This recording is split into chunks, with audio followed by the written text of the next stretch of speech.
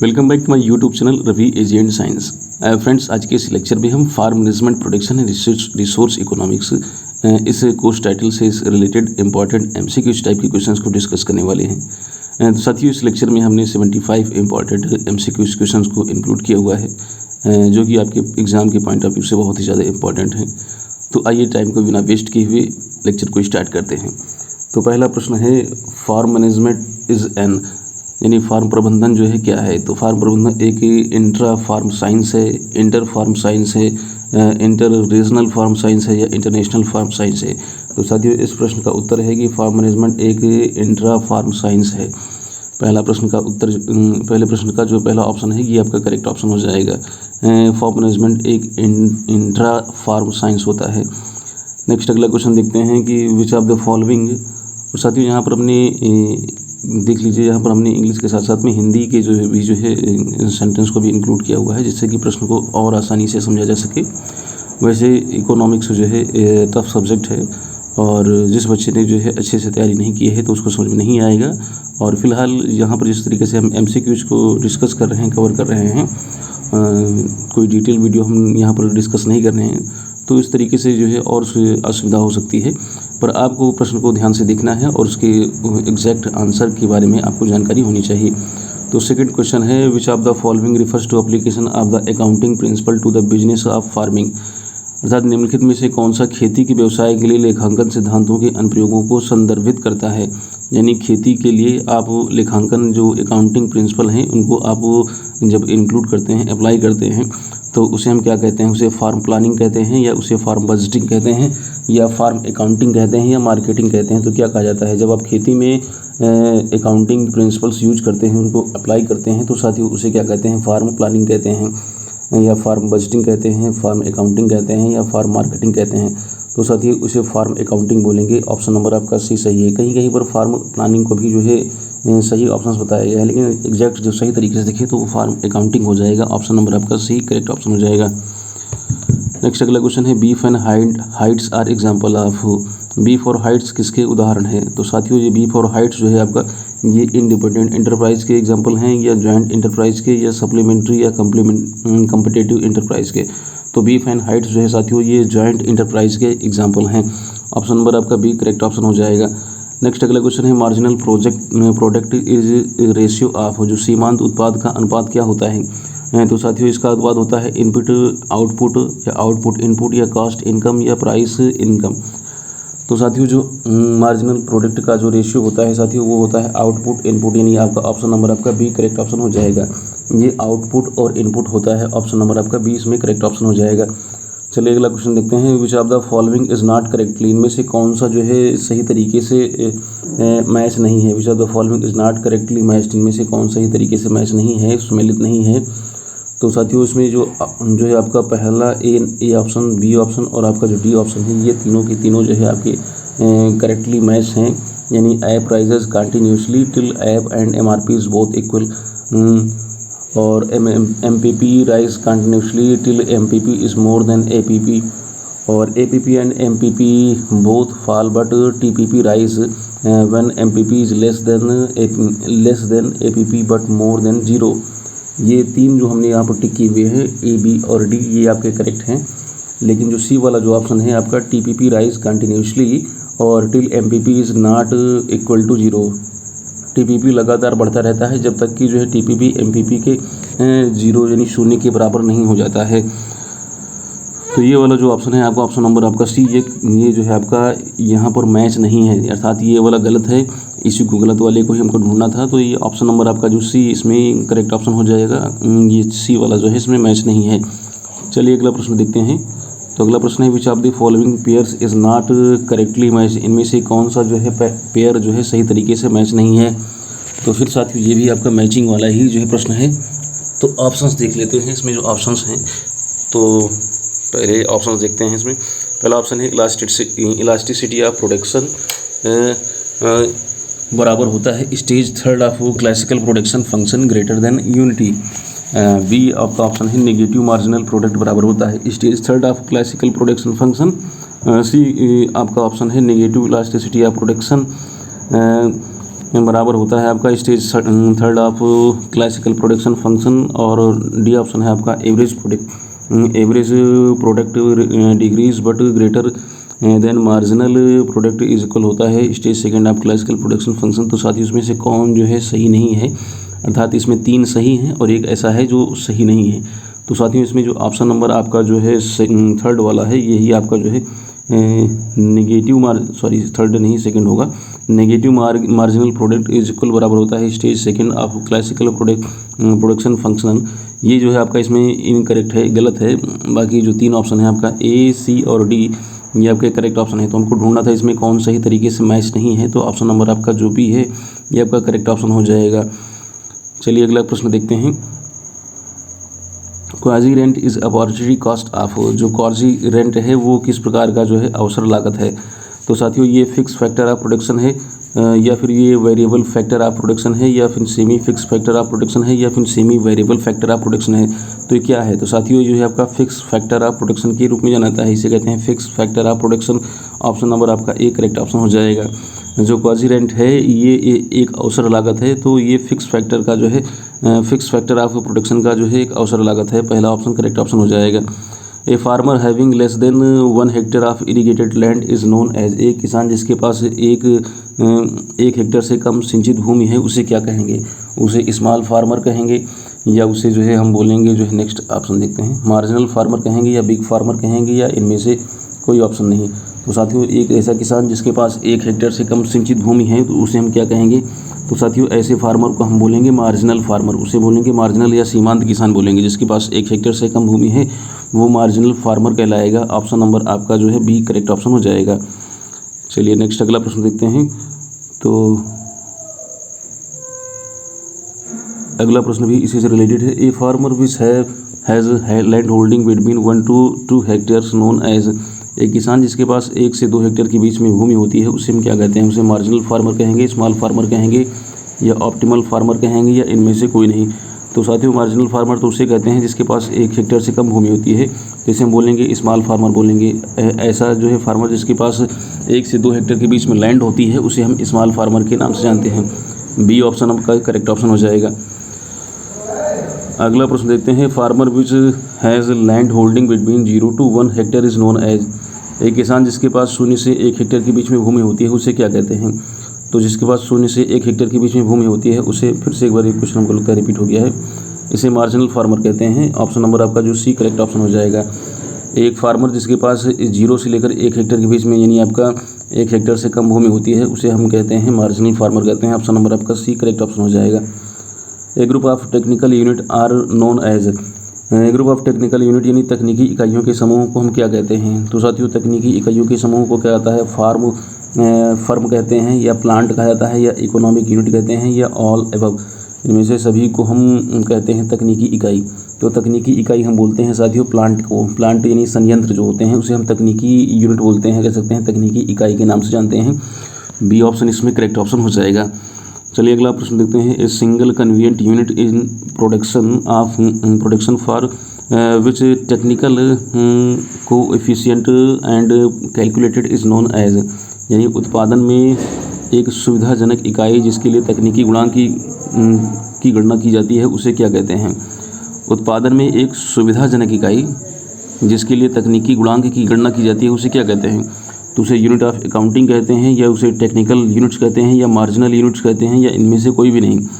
तो साथियों उसे क्या कहा जाता है? तो उसे टेक्निकल यूनिट्स के नाम से जानते हैं। उत्पादन में एक सुविधाजनक इकाई जिसके लिए तकनीकी गुणांक की गणना की है, टेक्निकल कोएफिशिएंट की बात कर रहा है, तो तकनीकी गुणांक की हम गणना करते हैं टेक्निकल यूनिट्स के लिए। साथियों ऑप्शन नंबर आपका बी करेक्ट ऑप्शन हो जाएगा। टेक्निकल यूनिट्स यहाँ पर आपका करेक्ट ऑप्शन होगा। तकनीकी गुणांक की गणना हम करते हैं तकनीकी इकाई के लिए। अगला प्रश्न है। According to quantity theory of money, धन की मात्रा के सिद्धांत के अनुसार बराबर होता है पीटी बराबर होता है ME प्लस M-V-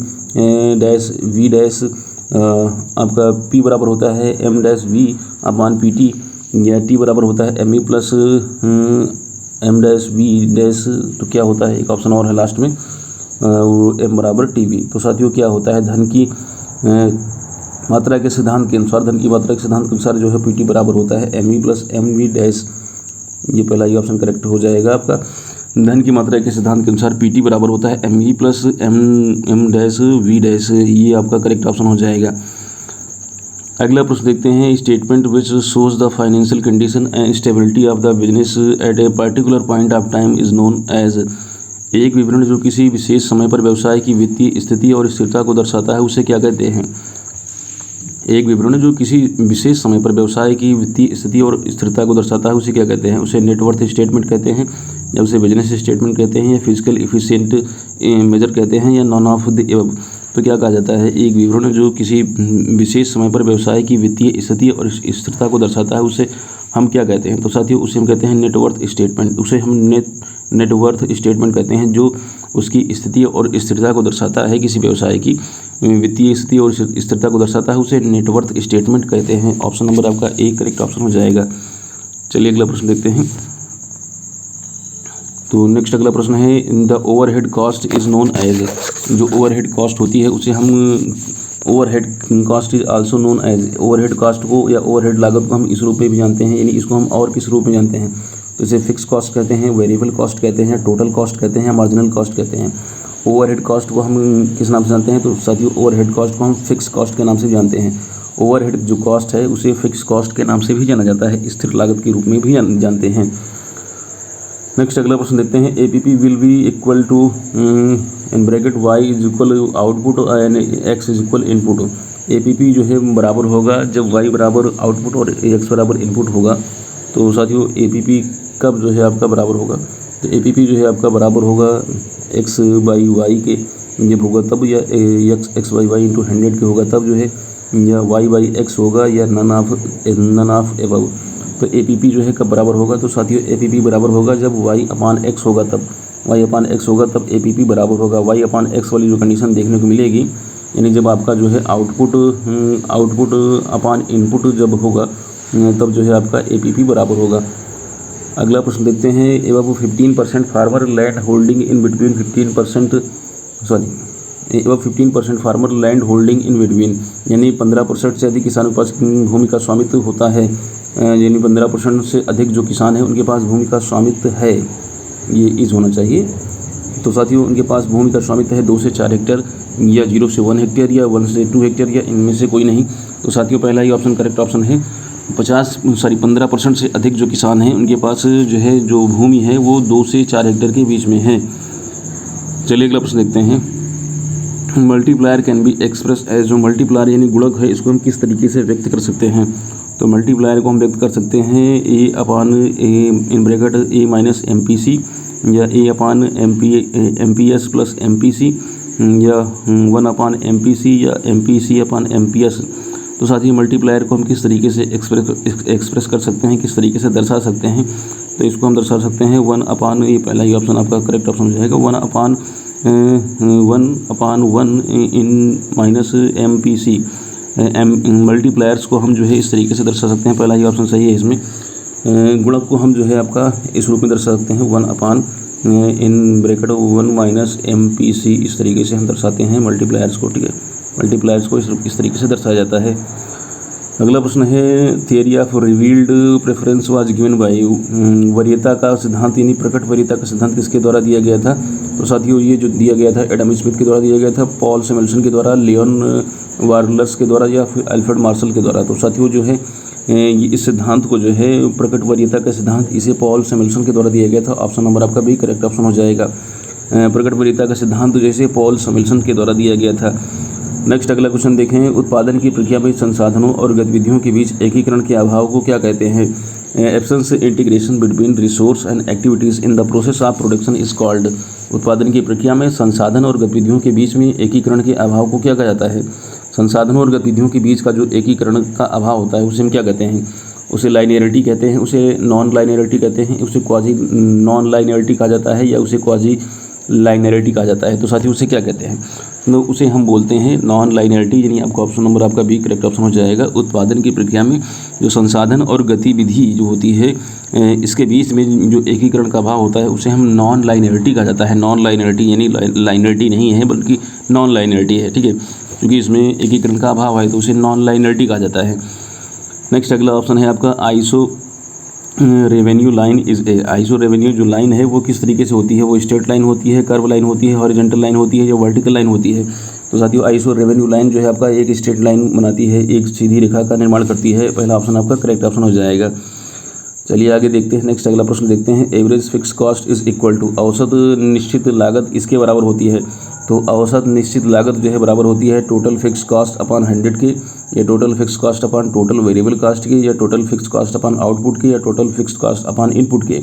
तो एवरेज फिक्स्ड कॉस्ट किसके बराबर होती है? तो साथियों जो एवरेज फिक्स्ड कॉस्ट होती है total fix cost upon output के होती है। तो आपका ऑप्शन नंबर आपका जो है सी करेक्ट ऑप्शन हो जाएगा। Total fix cost upon output, ये आपका ऑप्शन नंबर आपका सी करेक्ट ऑप्शन हो जाएगा। औसत निश्चित लागत जो बराबर होती है टोटल फिक्स कॉस्ट बटे आउटपुट के बराबर होती है। नेक्स्ट अगला क्वेश्चन है average product is equal to marginal product when, यानी औसत उत्पाद सीमांत उत्पाद के बराबर कब होता है? जो औसत उत्पाद है यानी एवरेज प्रोडक्ट जो है आपका वो मार्जिनल प्रोडक्ट के बराबर कब हो जाता है? तो जब एवरेज प्रोडक्ट मैक्सिमम होता है तब होता है, या एवरेज प्रोडक्ट मिनिमम होता है तब होता है, या मार्जिनल प्रोडक्ट जीरो के बराबर होता है, या इनमें से कोई भी नहीं। तो साथियों ये सिचुएशन आती है जब एवरेज प्रोडक्ट जो है आपका अधिकतम होता है, यानी पहला ये ऑप्शन आपका करेक्ट ऑप्शन हो जाएगा।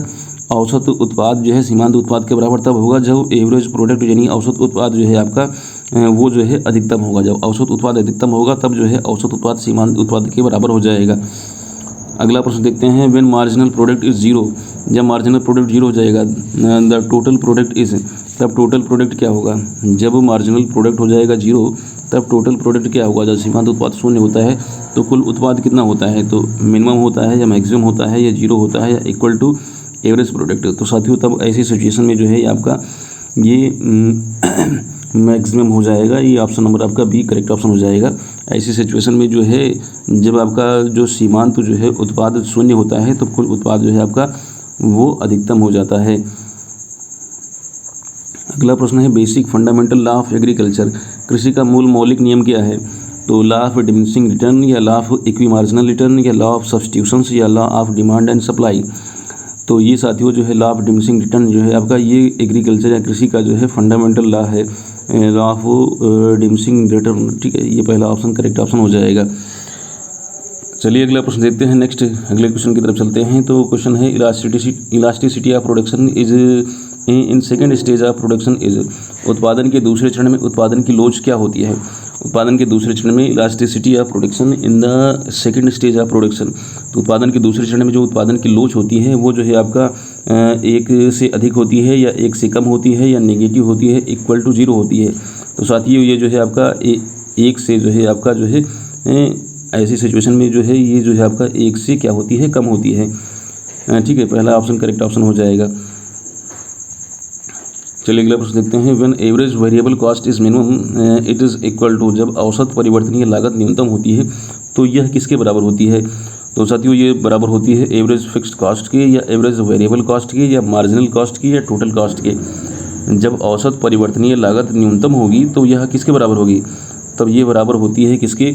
तो ये बराबर होती है आपका जो है एवरेज वेरिएबल कॉस्ट के, एवरेज वेरिएबल कॉस्ट के बराबर होती है। नेक्स्ट अगला प्रश्न देखते हैं building machinery and implements are example are, भवन निर्माण मशीनरी और उपकरण किसके उदाहरण हैं? तो ये वेरिएबल रिसोर्स के उदाहरण है, ये फिक्स रिसोर्स के उदाहरण है, या फ्लो रिसोर्स के उदाहरण है, या इनमें से कोई नहीं। भवन निर्माण मशीनरी और उपकरण किसके एग्जाम्पल हैं, किसके उदाहरण हैं? तो साथियों ये फिक्स रिसोर्स के एग्जाम्पल हैं। भवन निर्माण मशीनरी और उपकरण जो है ये फिक्स रिसोर्स हैं, ये फिक्स रिसोर्स के एग्जाम्पल हैं। नेक्स्ट अगला क्वेश्चन है which one of the following principle is employed in production when resource are scarce, संसाधनों की कमी होने पर उत्पादन में निम्नलिखित में से कौन सा सिद्धांत प्रयोग में लाया जाता है? जब संसाधन की कमी होती है तो उत्पादन में निम्नलिखित में से कौन सा सिद्धांत प्रयोग में लाया जाता है? तो ऑप्शन है added cost is equal to added return, ये हम सिद्धांत प्रयोग में लाते हैं, या एक ही मार्जिनल प्रिंसिपल को हम सिद्धांत में लाते हैं, या फिर आपका जो है कॉम्पिटिटिव एडवांटेज, या इनमें से कोई नहीं। तो संसाधन की कमी होने पर उत्पादन में हम कौन सा सिद्धांत प्रयोग में लाते हैं? तो साथियों जो हम सिद्धांत प्रयोग में लाते हैं उसे कहते हैं इक्वी मार्जिनल प्रिंसिपल कहते हैं। इक्वी मार्जिनल प्रिंसिपल यानी ऑप्शन नंबर आपका बी करेक्ट ऑप्शन हो जाएगा। बी वाला ऑप्शन आपका करेक्ट ऑप्शन हो जाएगा। संसाधनों की कमी होने पर उत्पादन में हम इक्वी मार्जिनल प्रिंसिपल को हम अप्लाई करते हैं, या कह सकते हैं कि इसको हम इम्प्लीमेंट करते हैं। विच one of the following pair is correctly match, इनमें से कौन सा जो है जोड़ा जो है सही तरीके से सुमेलित है? इसमें करेक्टली मैच है उसको दिखाना है, यानी कह सकते हैं 3 इसमें गलत हैं, 1 इसमें सही है। तो पहला है कॉस्ट, कॉमन कॉस्ट बराबर होता है cost associated with variable cost. Average cost बराबर होता है study of return and cost. Marginal cost बराबर होता है additional cost to product and additional unit of output. या प्राइम कॉस्ट बराबर होता है cost related to fix resource. तो साथियों इसमें से कौन सा जो है सही ऑप्शन है, बाकी 3 ऑप्शन गलत हैं। तो इसमें जो है आपका ऑप्शन नंबर आपका जो है मार्जिनल कॉस्ट वाला जो है बराबर जहाँ पर लिखा है additional cost to produce an additional unit, ये ऑप्शन आपका करेक्ट ऑप्शन है। बाकी सब जो है इसमें 3 ऑप्शन जो है आपका ए, बी और डी ये आपके इनकरेक्ट है। तो ऑप्शन नंबर आपका सी करेक्ट हो जाएगा। मार्जिनल कॉस्ट बराबर होता है additional cost to produce an additional unit of output. Option number आपका सी करेक्ट ऑप्शन हो जाएगा। चलिए अगला प्रश्न देखते हैं। The line passing through the least cost point on isoquant map is called. Isoquant मानचित्र पर न्यूनतम लागत बिंदुओं से गुजरने वाली रेखा को हम क्या कहते हैं? तो इसे रिज लाइन कहते हैं, इसे प्राइस लाइन कहते हैं, एक्सपेंशन लाइन, एक्सपेंशन पाथ कहते हैं या इनकम लाइन कहते हैं। तो साथियों इसे क्या जाता है, तो इसे एक्सपेंशन पाथ कहा जाता है, तो इसे कहते हैं एक्सपेंशन पाथ कहते हैं। ऑप्शन नंबर आपका सी करेक्ट ऑप्शन हो जाएगा। नेक्स्ट अगला क्वेश्चन देखते हैं। विच one of the following is operational decision. निम्नलिखित में से कौन सा परिचालनात्मक निर्णय है, यानी ऑपरेशनल डिसीजन है? तो इंटरप्राइज मिक्स या सिलेक्शन ऑफ लीस्ट कॉस्ट या level of resource use is all above. इनमें से कौन सा ऑपरेशनल जो है ऑपरेशनल क्या था, ऑपरेशनल डिसीजन है? तो इनमें जो है ऑपरेशनल डिसीजन कौन है? इंटरप्राइज मिक्स है या सिलेक्शन ऑफ लीस्ट कॉस्ट या फिर आपका लेवल ऑफ रिसोर्स यूज या इनमें से सभी? तो साथ ही उसमें लेवल ऑफ रिसोर्स यूज जो है आपका ये जो है आपका ऑपरेशनल जो है डिसीजन है। Operational decision level of resource use. Option number आपका सी करेक्ट ऑप्शन हो जाएगा। Cooperative farming, collective farming, capitalistic farming, state farming and peasant farming, ये सब क्या हैं? तो ये सब जो है साथियों टाइप ऑफ फार्मिंग है या सिस्टम ऑफ फार्मिंग है, बोथ दीज या फिर इनमें से कोई नहीं। तो साथियों जो है सहकारी खेती या सामूहिक खेती या पूंजीवादी खेती या राज्य खेती या किसान खेती, ये सब जो है एग्जाम्पल हैं। किसके एग्जाम्पल हैं? तो सिस्टम ऑफ फार्मिंग के एग्जाम्पल हैं। ये खेती की पद्धतियाँ हैं, ठीक है। फार्मिंग की जो है सिस्टम ऑफ फार्मिंग है या पद्धतियाँ होती हैं, कृषि की पद्धतियाँ हैं। अगला प्रश्न है which one of the following is not a system of farming. इनमें से कौन सा जो है फार्मिंग का जो है सिस्टम नहीं है? तो साथियों प्लेसेंट फार्मिंग तो थी, कोऑपरेटिव फार्मिंग या मिक्स फार्मिंग या कोऑपरेटिव कलेक्टिव फार्मिंग, इनमें कौन सी जो है खेती की प्रणाली नहीं है, सिस्टम ऑफ फार्मिंग नहीं है? तो साथियों इसमें जो है आपका जो मिक्स फार्मिंग है, ये जो आपका जो है सिस्टम ऑफ फार्मिंग नहीं है, ये आपका टाइप ऑफ फार्मिंग है, ठीक है। मिक्स फार्मिंग जो है टाइप ऑफ फार्मिंग है, ना कि system of farming. Option number आपका जो सी करेक्ट ऑप्शन हो जाएगा। Mix farming is not a system of farming, is A types of farming. ये जो है आपका खेती का प्रकार है, मिक्स फार्मिंग। नेक्स्ट अगला है crop farming and milk production is an example of. फसल खेती और दूध उत्पादन किसके उदाहरण हैं? फसल खेती और दूध उत्पादन किसका एग्जाम्पल है? तो ये कम्पिटेटिव इंटरप्राइज के एग्जाम्पल हैं या कम्प्लीमेंट्री इंटरप्राइज के एग्जाम्पल हैं या सप्लीमेंट्री इंटरप्राइज के एग्जाम्पल हैं, इनमें से कोई नहीं। तो फसल खेती और दूध उत्पादन जो है साथियों ये एग्जाम्पल है आपका कम्प्लीमेंट्री इंटरप्राइज के। ऑप्शन नंबर आपका जो बी करेक्ट ऑप्शन हो जाएगा, ये कम्प्लीमेंट्री इंटरप्राइज के एग्जाम्पल हैं। बी ऑप्शन करेक्ट ऑप्शन हो जाएगा।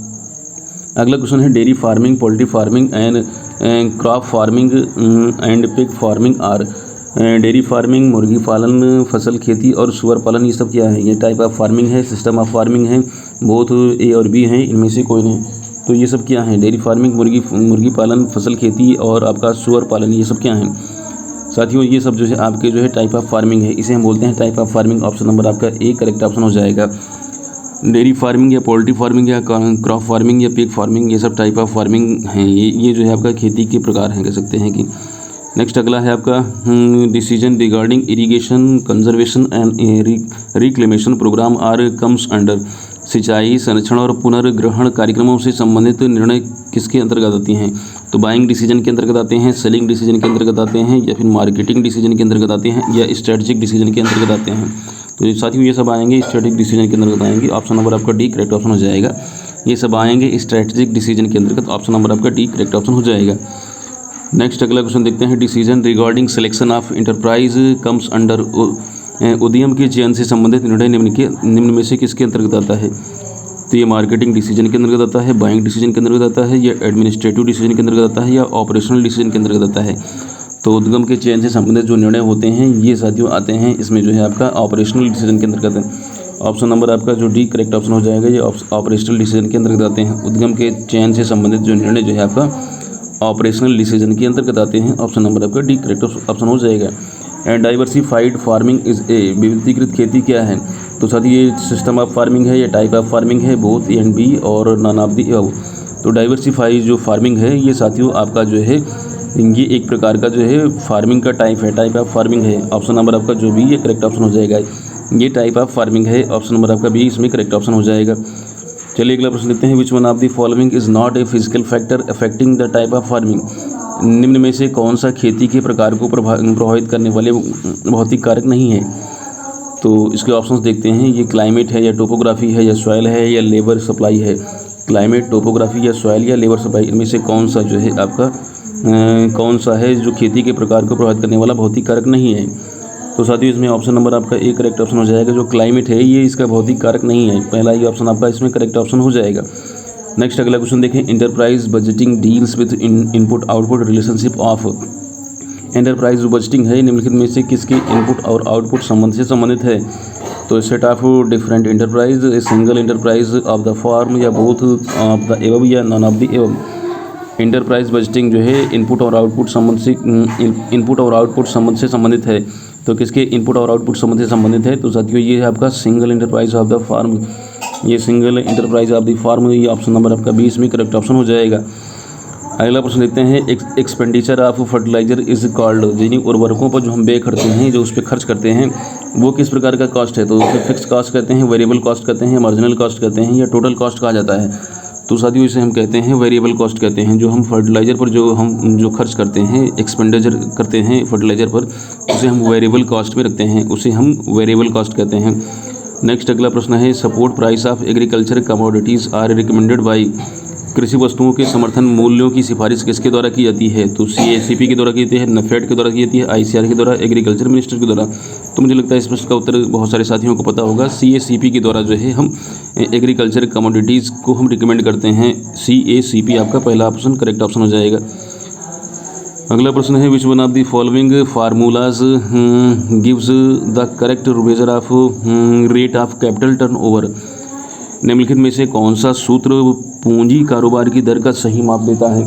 तो साथियों ये देता है आपका पहला option gross income upon total farms asset into 100, या net income upon total farm asset into 100, या farm business income upon total farm asset into 100, या capital investment upon total farm asset into 100। तो इनमें से कौन सा जो है सूत्र जो है पूंजी कारोबार की दर की सही माप को बताता है? तो साथियों बताता है gross income into total income asset into 100। ये वाला आपका जो है gross income upon total farm asset into 100 पहला ऑप्शन इसमें करेक्ट ऑप्शन हो जाएगा। चलिए अगला प्रश्न लेते हैं। Fast and finding of other science and coordinated for the solution of various problem of individual farmers with view of achieving certain desire goals, hence farm management is. अर्थात कुछ वांछित लक्ष्यों को प्राप्त करने की दृष्टि से व्यक्तिगत किसानों की विभिन्न समस्याओं के समाधान के लिए उपवास और अन्य विज्ञान के निष्कर्षों का समन्वय किया जाता है। इसलिए इस कृषि प्रबंधन क्या है? तो कृषि प्रबंधन एक माइक्रो अप्रोच साइंस है, या इंटीग्रेटिंग साइंस है, या प्रैक्टिकल साइंस है, या ब्रॉडर फील्ड है। तो कुछ वांछित लक्ष्यों की प्राप्ति करने के लिए जो है देखते हैं प्रश्न क्या था। कुछ वांछित लक्ष्यों को प्राप्त करने की दृष्टि से व्यक्तिगत किसानों की विभिन्न समस्याओं की समाधान के लिए उपवास और अन्य विज्ञान के निष्कर्षों का समन्वय किया जाता है। इसलिए कृषि प्रबंधन क्या है? तो साथियों जो कृषि प्रबंधन जो है यहाँ पर जो है किसका रोल प्ले करेगा? तो कृषि प्रबंधन जो है साथियों यहाँ पर जो है रोल प्ले करेगा इंटीग्रेटिंग साइंस का।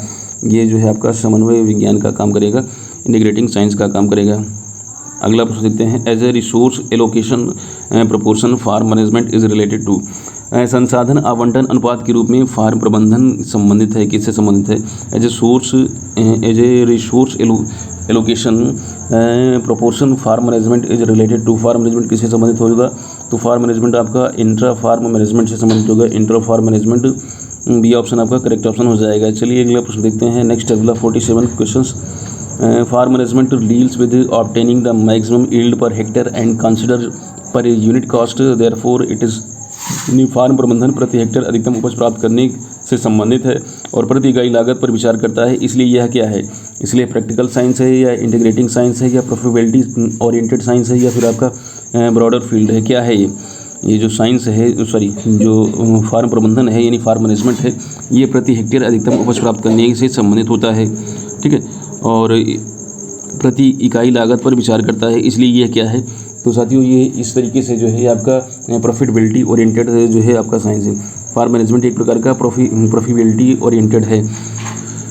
सी ऑप्शन आपका करेक्ट ऑप्शन हो जाएगा। Farm management deals with farm प्रबंधन संबंधित है, किससे संबंधित है, तो साथियों जुडिशियस डिसीजन संबंधित है या यूज ऑफ इसके रिसोर्स से या profit maximization and family satisfaction या ऑल ऑफ दीज। तो साथियों ये आपका जो है जो भी ऑप्शंस दिए गए हैं सारे के सारे सही हैं। जुडिशियस डिसीजन भी इसमें होते हैं और इसके रिसोर्स जो आपका होते हैं उनको भी यूज किया जाता है और profit maximization and family satisfaction को भी करते हैं। तो कह सकते हैं इस तरीके से ये सारे के सारे ऑप्शन सही हैं। फार्म मैनेजमेंट इन सभी को जो है इन सभी से संबंधित है। अगला प्रश्न है farm management is a practical science because of. Farm management एक व्यवहारिक विज्ञान है क्योंकि it is interested in profitability, it is integrating fact and finding of other science, it deals with facts of other physical science and testing the applicability of those fact and finding या D all of these. तो farm प्रबंधन एक व्यवहारिक विज्ञान है क्योंकि यह जो है इन सभी के साथ में डील करता है। तो साथियों इसमें जो आपका जो ऑप्शन नंबर आपका जो सी है, it deals with fact of other physical science and testing the applicability of those fact and findings. Option number इसमें सी आपका करेक्ट ऑप्शन हो जाएगा। फार्म प्रबंधन एक व्यवहारिक विज्ञान है, तो जिसका कारण जो है आपका ऑप्शन नंबर सी है। नेक्स्ट अगला प्रश्न देखते हैं। Farm management treats every farm unique in available resource problem and potentialities because it has. Farm प्रबंधन जो है प्रत्येक फार्म इकाई को उपलब्ध संसाधनों, समस्याओं और संभावनाओं से में अद्वितीय मानता है क्योंकि इसमें ब्रॉडर फील्ड है, ये माइक्रो अप्रोच है या प्रैक्टिकल है, ऑल ऑफ दिस। तो साथियों ये क्यों मानता है जो फार्म प्रबंधन है प्रत्येक फार्म इकाई को उपलब्ध संसाधनों, समस्याओं और संभावनाओं में अद्वितीय क्यों मानता है। तो साथियों इस प्रश्न का उत्तर ये है कि ये जो है आपका माइक्रो अप्रोच करता है, ये सूक्ष्म जो है अप्रोच करता है, माइक्रो अप्रोच करता है। बी ऑप्शन आपका करेक्ट ऑप्शन हो जाएगा। फार्म प्लानिंग इन्वॉल्व्स यानी फार्म योजना में क्या क्या शामिल होता है, तो preparing farm budget in advance या selecting and adopting best package of practices या बोथ ऑफ दीज या नॉन ऑफ दीज। तो फार्म जो प्लानिंग है इसमें क्या क्या शामिल होता है, तो फार्म प्लानिंग में शामिल होता है preparing farm budget of advance. ये जो है फार्म प्लानिंग में शामिल होता है कि यानी प्रिपेयर करना जो फार्म का बजट है उसको एडवांस में प्रिपेयर करना। ऑप्शन नंबर एक आपका करेक्ट ऑप्शन हो जाएगा। फार्म प्लानिंग मीन्स खेती योजना का क्या अर्थ है, तो type of enterprise, cropping sequence या फार्म बजटिंग या नॉन ऑफ दीज। तो साथियों ये इसका जो सही ऑप्शन हो जाएगा वो फार्म बजटिंग है। फार्म प्लानिंग का मतलब यानी फार्म की बजट को जो है मेंटेन करना, फार्म की बजटिंग करना। सी ऑप्शन आपका करेक्ट ऑप्शन हो जाएगा।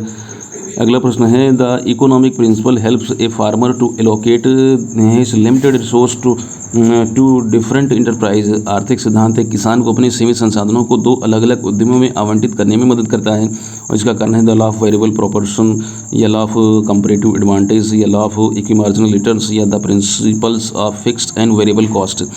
आर्थिक सिद्धांत एक किसान को अपने सीमित संसाधनों को दो अलग अलग उद्यमों में आवंटित करने में मदद करता है। तो इसका कारण क्या है, तो साथियों इसका कारण ये है कि ये जो है आपका इसमें जो है आपका इक्विमार्जिनल रिटर्न्स जो है इनको ये फॉलो करता है। The law of equimarginal returns आर्थिक सिद्धांत एक किसान को अपने सीमित संसाधनों को दो अलग अलग उद्यमों में आवंटित करने में मदद करता है। इसका कारण है law of equimarginal returns. Option number आपका सी करेक्ट ऑप्शन हो जाएगा। Law of equimarginal returns when marketed surplus is greater than marketable surplus then the situation is। जब विपणन योग अधिशेष से अधिक होता है तब यह स्थिति हम इसे क्या कहते हैं, मार्केट इफिशिएंसी कहते हैं, मार्केट इंटीग्रेशन कहते हैं या डिस्ट्रेस सेल कहते हैं। तो साथियों इसे बोलते हैं डिस्ट्रेस सेल, इसे बोलते हैं डिस्ट्रेस सेल। जब विपणन योग अधिशेष से अधिक हो जाता है तो इसे बोलते हैं डिस्ट्रेस सेल कहते हैं इसे। सी ऑप्शन आपका करेक्ट ऑप्शन हो जाएगा। Central cooperative bank normally operate at, जो सेंट्रल कोऑपरेटिव बैंक होते हैं ये जो है सामान्यतः जो है ऑपरेट करते हैं, तो किस लेवल पर ऑपरेट करते हैं, डिस्ट्रिक्ट लेवल पर, स्टेट लेवल पर, विलेज लेवल पर या कंट्री लेवल पर। तो साथियों ये डिस्ट्रिक्ट लेवल पर ऑपरेट करते हैं। जो कोऑपरेटिव बैंक्स होते हैं, जो सेंट्रल कोऑपरेटिव बैंक होते हैं, ये नॉर्मली जो है डिस्ट्रिक्ट लेवल पर ऑपरेट करते हैं। ऑप्शन नंबर आपका एक करेक्ट ऑप्शन हो जाएगा। Which one of the following statement is correct, इनमें से कौन सा कथन सही है? When average cost is decreasing it is more than marginal cost, when average cost is decreasing it is less than marginal cost, when average cost is increasing it is more than marginal cost, या इनमें से कोई नहीं। तो साथियों इसमें कौन सा कथन सही है? तो साथियों इसमें जो ऑप्शन नंबर आपका सी है, when marginal cast is increasing, जब मार्जिनल कास्ट जो है इंक्रीज हो रही है, it is more than marginal cast, तब ये कहने का मतलब है कि ये जो है मार्जिनल कास्ट से, sorry, when average cost is increasing, when average cost in increasing it is more than marginal cost, जब एवरेज कास्ट यानी औसत जो है लागत जो है इंक्रीज हो रही है, तो ये जो है आपका मार्जिनल कास्ट से ज़्यादा है, it is more than marginal cast.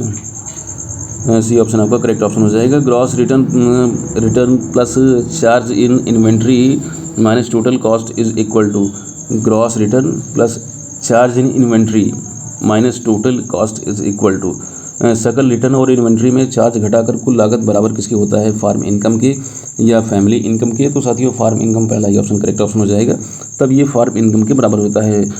Gross return में इन्वेंट्री को हम, इन्वेंट्री चार्ज को घटाकर जो हम लागत निकालते हैं साथियों, उसे हम फार्म इनकम का कहते हैं। पहला ऑप्शन करेक्ट ऑप्शन हो जाएगा। How much farmers have land holding more than 10 hectare से, तो कितने किसानों के पास 10 हेक्टेयर से अधिक भूमि है? तो साथियों जो है 15%, 10 हेक्टेयर पूछ रहा है, 15% किसान है, 9% है, 15% ये, अब 15% इसमें 2 बार आ गया है, इसको जो है थोड़ा सा चेंज करना चाहिए था। तो साथियों इसमें जो ऑप्शन नंबर आपका डी है करेक्ट ऑप्शन है, वो 4% है।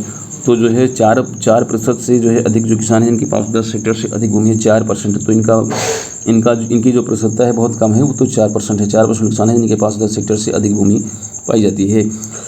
How much percent of total cost of production goes to labour investment, उत्पादन की कुल लागत का कितना प्रतिशत जो है श्रम निवेश में चला जाता है? तो साथियों कितना परसेंट है जो लेबर इन्वेस्टमेंट में जाता है? तो 35 से 40% जाता है, या 46 से 50% जाता है, या 40 से 45% जाता है, या 25 से 30% जाता है?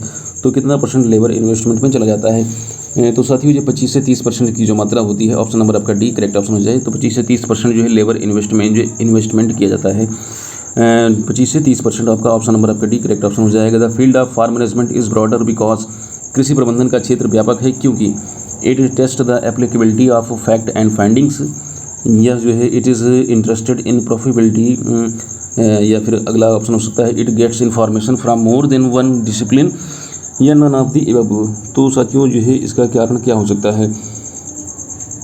तो it's gets information from more than one discipline, option number आपका सी करेक्ट ऑप्शन हो जाएगा। चलिए ऑप्शन देखते हैं। If more and more capital and labour are applied to a fix piece of land the system of cultivation farming is known as. If more and more capital and labour are applied to a fix piece of land, यदि भूमि के एक निश्चित टुकड़े पर अधिक से अधिक पूंजी और श्रम लगाया जाता है तो खेती की इस प्रणाली को हम क्या कहते हैं? यानी भूमि का कोई एक टुकड़ा है, उस पर हम अधिक से अधिक जो है कह सकते हैं कि इन्वेस्टमेंट कर रहे हैं, कैपिटल इन्वेस्टमेंट कर रहे हैं, तो उसमें क्या कहते हैं? इंटेंसिव कल्टीवेशन कहते हैं, या एक्सटेंसिव कल्टीवेशन कहते हैं, या कोऑपरेटिव फार्मिंग कहते हैं, या लार्ज स्केल फार्मिंग कहते हैं। तो इसे हम क्या कहते हैं? तो साथियों इसे इंटेंसिव फार्मिंग कहा जाता है, इसे इंटेंसिव कल्टीवेशन कहते हैं। ऑप्शन नंबर आपका ए करेक्ट ऑप्शन हो जाएगा। इसे बोलते हैं इंटेंसिव कल्टीवेशन, जब एक भूमि का कोई टुकड़ा है उस पर हम अधिक से अधिक इन्वेस्टमेंट, कैपिटल इन्वेस्टमेंट करते चले जा रहे हैं, तो इस प्रकार की हम जो है फार्मिंग के हम टाइप्स को बोलते हैं इंटेंसिव कल्टीवेशन कहते हैं। अगला प्रश्न है if substitution ratio is equal to price ratio then cost will be, यदि प्रतिस्थापन अनुपात कीमत अनुपात के बराबर हो जाता है तो लागत होगी क्या होगी? लागत मिनिमम होगी, इंक्रीजिंग होगी, मैक्सिमम होगी, डिक्रीजिंग होगी, किस तरीके से लागत होगी? यदि प्रतिस्थापन अनुपात कीमत अनुपात के बराबर है तो लागत क्या होगी? मिनिमम होगी, इंक्रीजिंग होगी, मैक्सिमम होगी, या डिक्रीजिंग होगी? तो साथियों ऐसी सिचुएशन में जो लागत होगी वो मिनिमम होगी, वो लागत जो है मिनिमम होगी। ऑप्शन नंबर आपका ए इसमें करेक्ट ऑप्शन हो जाएगा, ऑप्शन ए करेक्ट ऑप्शन हो जाएगा। अगला प्रश्न है if substitution ratio is less than price ratio then cost will be, यदि प्रतिस्थापन अनुपात कीमत अनुपात से कम है तब ये लागत क्या होगी? तो साथियों ऐसी सिचुएशन में जो लागत होगी वो मैक्सिमम हो जाएगी। ऑप्शन नंबर आपका बी करेक्ट ऑप्शन हो जाएगा। यदि प्रतिस्थापन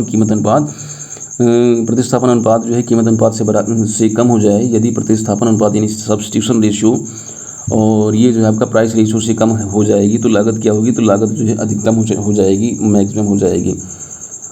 अगला प्रश्न है if the member have not any right on land and can not take decision regarding farming but guided by a general body and profit is given according to the labour and capital invested by the member is known as. यानी सदस्यों के पास जब भूमि का कोई अधिकार नहीं होता है, वह खेती के संबंध में कोई निर्णय नहीं ले सकते हैं, लेकिन एक सामान्य निकाय द्वारा निर्देशित होते हैं और सदस्य द्वारा निवेश किए गए श्रम और पूंजी के अनुसार लाभ दिया जाता है। तो इसे हम क्या कहते हैं? तो साथियों इसे हम क्या कहते हैं? तो इसे हम बोलते हैं कोऑपरेटिव जॉइंट फार्मिंग बोलते हैं, या कोऑपरेटिव कलेक्टिव फार्मिंग कहते हैं, या फिर इसे हम बोलते हैं कोऑपरेटिव बेटर फार्मिंग, या फिर इनमें से जो है कोऑपरेटिव टेनेंट फार्मिंग, इसे क्या कहते हैं? तो साथियों ऐसे सिचुएशन को हम बोलते हैं कोऑपरेटिव कलेक्टिव फार्मिंग कहते हैं। ऑप्शन नंबर आपका इसमें कोऑपरेटिव कलेक्टिव फार्मिंग ऑप्शन से बी वाला है। ऑप्शन नंबर आपका बी करेक्ट ऑप्शन हो जाएगा।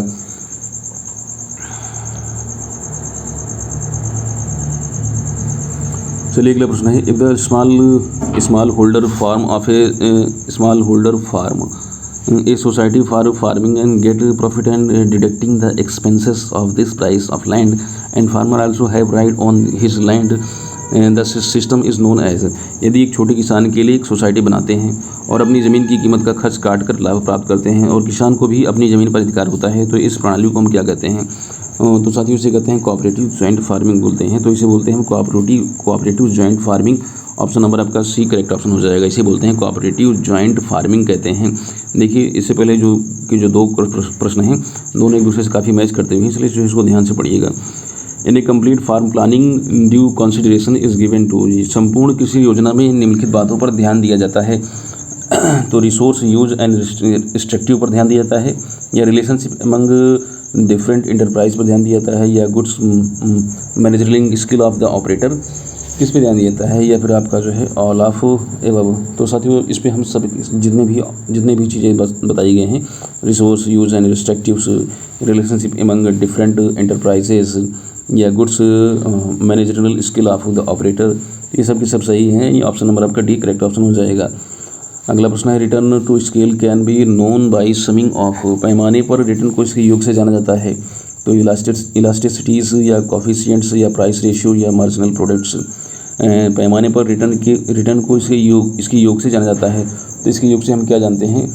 तो साथियों इसकी हम योग से जानते हैं कॉफिशिएंट, जो आपका ऑप्शन नंबर आपका जो बी है करेक्ट ऑप्शन है, कॉफिशिएंट के नाम से इसे जाना जाता है। इसे गुणांक के नाम से जानते हैं। पैमाने पर रिटर्न को इसके योग से जाना जाता है, तो इसको हम कॉफिशिएंट यानी गुणांक के नाम से जानते हैं। बी ऑप्शन आपका करेक्ट ऑप्शन हो जाएगा। यानी manufacturing industry generally applies law of. विनिर्माण उद्योग में आमतौर पर निम्नलिखित में से किसका कानून लागू होता है? In a manufacturing industry generally applies law of. एक विनिर्माण जो उद्योग है उसमें आमतौर पर किसका कानून लागू होता है? तो कांस्टेंट रिटर्न का कानून लागू होता है, इंक्रीजिंग रिटर्न का या डिक्रीजिंग रिटर्न का, ऑल ऑफ द अब। तो इनमें से किसका जो है नियम लागू होता है? तो वो लागू होता है कांस्टेंट रिटर्न का। कांस्टेंट रिटर्न का जो है नियम लागू होता है। एक विनिर्माण उद्योग में जो है कांस्टेंट रिटर्न जो है लागू होता है। पहला ऑप्शन करेक्ट ऑप्शन हो जाएगा। In capitalistic farming the land is owned by. पूंजीवादी खेती में भूमि का स्वामित्व होता है। तो पूंजीवादी खेती में भूमि का स्वामित्व किसके पास होता है? तो साथियों भूमि का स्वामित्व होता है लैंड लॉर्ड के पास, या फैक्ट्री लॉर्ड के पास, या फिर आपका बोथ ए एंड बी, या गवर्नमेंट के पास। तो साथियों इसमें ऑप्शन नंबर जो सी है करेक्ट ऑप्शन है, लैंड लॉर्ड। और जो आपका जो है दूसरा ऑप्शन क्या था? Factory Lord. लैंड लॉर्ड और फैक्ट्री लॉर्ड दोनों के पास जो है भूमि का स्वामित्व होता है। In classical production function when average product is increasing. शास्त्रीय, क्लासिकल का मतलब शास्त्रीय नहीं, यानी आप इसे बोल सकते हैं प्राचीन कह सकते हैं। In classical production function when average production is increasing. जब उत्पादन फलन में जब औसत उत्पाद बढ़ रहा हो तब उसे हम क्या कहते हैं? Marginal product less than average product, या marginal product is equal to average product, marginal product is greater than average product. तो ऑप्शन नंबर आपका ये सही, सी वाला सही है। जब क्लासिकल प्रोडक्शन फंक्शन जब आपका जो है एवरेज प्रोडक्ट की तुलना में इंक्रीज हो रहा है, तब हम इसे बोलते हैं कि marginal product is greater than average product. तब मार्जिनल प्रोडक्ट जो है आपका एवरेज प्रोडक्ट से ज़्यादा है। सी ऑप्शन करेक्ट ऑप्शन हो जाएगा। In classical production function rational zone is always. Classical production शास्त्रीय नहीं है, ये थोड़ा सा जो है कह सकते हैं ट्रांसलेशन में थोड़ा सा मिस्टेक हो गया है। क्लासिकल नहीं, बस क्लासिकल को क्लासिकली समझिए। इन क्लासिकल प्रोडक्शन फंक्शन में जो है जो रेशनल जोन होता है वो कहाँ पर होता है? तो फर्स्ट जोन में होता है, सेकंड जोन होता है, थर्ड जोन होता है, इनमें से कोई नहीं। तो साथियों सेकंड जोन होता है। ऑप्शन नंबर आपका बी करेक्ट ऑप्शन हो जाएगा। ये सेकंड जोन में पाया जाता है। चलिए अगला प्रश्न देखते हैं। In mix farming the contribution of livestock to gross farm income, मिश्रित खेती में सकल कृषि आय में पशुधन का योगदान होता है। तो पशुधन का उत्पादन का योगदान कितना होता है? तो कम से कम 10% होता है, 30% होता है, 40% होता है, या फिर आपका 50% से ज़्यादा होता है।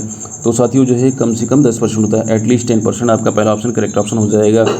इन peasant farming the owner of the land is, किसान खेती में भूमि का मालिक कौन होता है? तो किसान खेती है तो भूमि का मालिक किसान ही होगा। ऑप्शन नंबर आपका डी करेक्ट ऑप्शन हो जाएगा। In peasant farming the owner of land is farmer. Option number आपका डी करेक्ट ऑप्शन हो जाएगा। In the short term, average cost, average variable cost and marginal cost curves are U-shaped due to the operational of, कह रहे हैं कि जो है अल्पावधि में, औसत लागत में, औसत परिवर्तनीय लागत और सीमांत लागत वक्र, इन सब के संचालन के कारण जो है यू आकार के, इन सब के संचालन के कारण यू आकार पाया जाता है। तो यू आकार क्यों होता है? तो यू आकार होता है law of equi marginal returns के कारण, law of equi marginal returns के कारण। तो साथियों ये थे इंपॉर्टेंट 75 MCQ टाइप के क्वेश्चन जो कि आपके farm management production and resource economics जो आपका जो है BSc 6 सेमेस्टर का जो कोर्स है या सब्जेक्ट है। तो ये थे इंपॉर्टेंट क्वेश्चंस। तो आज के लेक्चर में बस इतना ही। जल्द ही हम एक नए टॉपिक के साथ, एक नए लेक्चर के साथ, एक नए कैंडिडेट के साथ आपके साथ मुलाकात करेंगे। तब तक के लिए जय हिंद।